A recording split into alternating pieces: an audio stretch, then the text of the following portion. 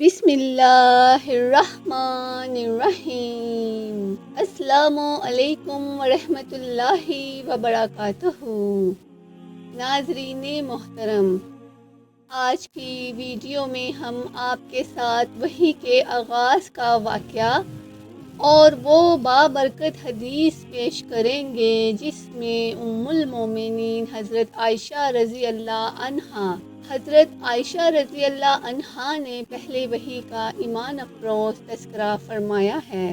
حضرت عائشہ رضی اللہ عنہا فرماتی ہیں، رسول اللہ صلی اللہ علیہ وآلہ وسلم پر وحی کی ابتدا سچے خوابوں کے ذریعے ہوئی۔ آپ صلی اللہ علیہ وآلہ وسلم جو کچھ خواب میں دیکھتے وہ صبح کی روشنی کی طرح ظاہر ہو جاتا۔ پھر آپ صلی اللہ علیہ وآلہ وسلم کو تنہائی محبوب ہو گئی، چنانچہ آپ صلی اللہ علیہ وآلہ وسلم غار حرا میں جا کر عبادت کیا کرتے تھے۔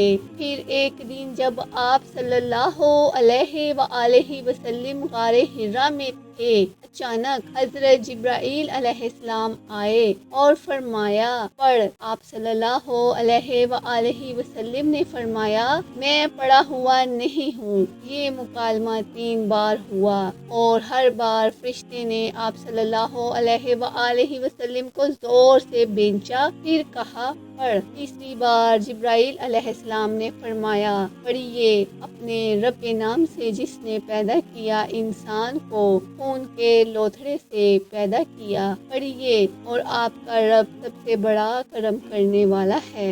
اس واقعے کے بعد رسول اللہ صلی اللہ علیہ وآلہ وسلم گھبراہٹ کے عالم میں گھر تشریف لائے اور فرمایا مجھے چادر اڑا دو۔ حضرت خدیجہ رضی اللہ عنہا نے آپ صلی اللہ علیہ وآلہ وسلم کو چادر اڑائی۔ پھر آپ صلی اللہ علیہ وآلہ وسلم نے سارا واقعہ بیان فرمایا اور فرمایا مجھے اپنی جان کا خوف ہے۔ حضرت خدیجہ رضی اللہ عنہ نے تسلی دیتے ہوئے فرمایا ہرگز نہیں، اللہ کی قسم اللہ آپ کو کبھی رسوا نہیں کرے گا۔